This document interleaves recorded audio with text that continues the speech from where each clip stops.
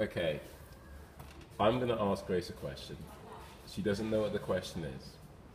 So this will be worthy in so many different ways to see her reaction and to see how she answers the question. Oh no. Okay, hypothetical situation, right? Okay. You have this amazing, like fantastic relationship. It's going really well. Everybody's happy. You've got kids and all that. It's just beautiful. White picket fence deal? Oh yeah. White picket fence deal. White picket fence. You got a dog. You got a cat. You got a fish. I've got Hell, a the garden. fish have got fishes. All right, it's that good. Yeah. But you have been having the worst possible sex with this person for the entirety of the relationship. Oh god. Do you actually decide to yourself to leave that person, or do you stay with them? So what's the value of a good sex life? That is pretty much what we're asking. How do I value a good sex? How much do I value a good sex life? Would you even be in that relationship if the sex was that bad? Well, has it always been that bad, or is it like taken a turn for the worst? No, it's never been good.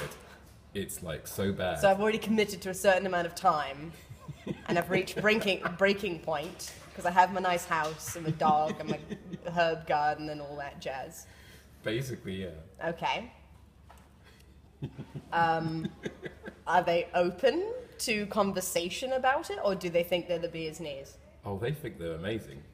Like, they take The pictures situation of wouldn't happen. This conversation would have arisen before the dog came along. All right, okay. If you were to change the question, if you were basically going out with someone and it was always been bad, just terrible, but everything else clicks, that's what makes this question interesting. Everything else clicks. Would you be able to continue going out with the person? Or would you in fact decide that, hell no, enough is enough. It's time for me and my rabbit to go away. Me and little... Okay. And this is... so would I be able to talk to them and be like, work on it? You've tried that. I've You've tried tried that. therapy. You've tried books. You went to an Indian shaman. You've done everything. Okay, spells have been cast. Runes have been sought. Yeah, The bones have been read. Yeah, you've danced naked in the field of trees on a certain pagan night. You've done everything, and it's not working. So, what now? Oh my goodness. It's a tough question. It is a tough question. I've asked myself this question. There's no right or course wrong you have. answer. I have. Oh, bah. And everything else is mind-blowingly fantastical. It's pretty much like, it's bliss. It's Hollywood cinematic bliss. But also you have to take into account that sex is not just sex. Sex is like a level of intimacy, it's a level of trust, and a level of comfortability with each other. So to an extent, the relationship wouldn't be, excluding the actual physical act, the relationship wouldn't quite be ideal and perfect because of the fact that there is none of that. Like, having a cuddle on the couch isn't going to be very nice, because in the back of my head is going to be like, please don't try. It's so bad. Or like there's no level of like physical contact, or like, and that's important. It is important, because in this hypothetical relationship, it's so bad that you pretend to come after 5 minutes, just so you can get away from them. That's how terrible it is. But that's not good for anyone, that's just bad. You shouldn't do that. Nobody should do that, that's bad. And then nobody learns. So would you leave that person?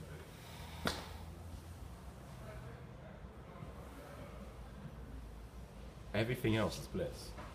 You read to each other at night. Which is quite cool. Which is very cool, yeah. I think one of the biggest aspects of relationship is not just compatibility in terms of being able to live together and all that kind of jazz. It's also a level. It's also a level of physical connection. So basically, when it boils down to it, it's almost like a really happy friendship with a really awesome flatmate.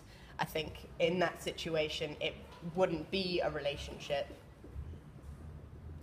purely because of the fact that you're basically just really good mates, and the bit that turns it into a relationship is the ability to have that connection. So, without making any actual decision, I won't judge you. What would you do? I would probably go for mates and leap into the abyss in terms of being trusting that there is actually, because then that's not actually that person, because having that person is having everything. And if there's no opportunity or chance of changing or working on it, because there's also, like, if it's going to be something that you're both happy to work on, then that's a different option. That was extremely diplomatic, rather than just saying, I'm dumping them because they're bad in bed. So well done you. You win a prize.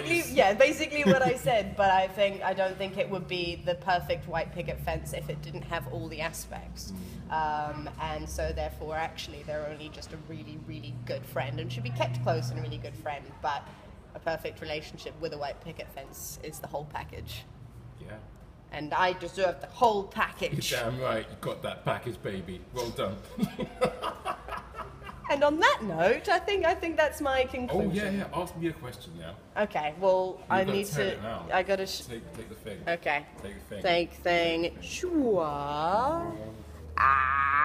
Don't drop it. Don't drop it. Hi. Hello. What's the question? So the question is, if let's say an alien life form came to Earth and they found you and they were like, I want you to describe this world, anything about it, in 3 statements. 3 statements. 3 statements to tell an alien person. Good question. What do you want to tell them? First statement. This world is about connections. That's one statement, right? Yeah. Second statement. These connections are both physical and also metaphorical. Mm-hmm.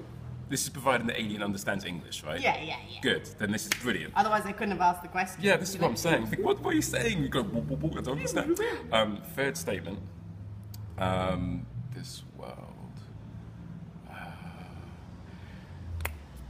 This world is something that people experience in their own subjective way, so it can be said that there are many, many worlds, and they should ask this question to everyone on the planet. Boom. That's my answer. So basically, it's kind of like getting 3 wishes and asking for more, being like, hey, I'll say a little bit, but you have to talk to other people. That was the question. I really answered it in the best way for that alien to get through life. Okay, so... To get through life, yeah. I could have said other things, but right now the alien's going to think, okay, I've had one aspect of humanity through me, through John. I'm going to go somewhere else and ask Because he wasn't very helpful, was he? I was helpful. Okay. I was very expansive. What would you have said? Oh, well, that's not the question. I've already done my question. Well, that's true, but let's just further my question time. What would you have said? I have no idea. That's why I asked. That's fair because I enough. have no answer. That's and I was fair. intrigued as to where you would go with that. Okay. Well, I like your question because it was a lot more highbrow, even though mine was masquerading as deep and intellectual. I just got a filthy mind at this time of the day. So thank you for asking a good question. Thank you, John. I'll see you later. Bye-bye. Bye. Bye-bye.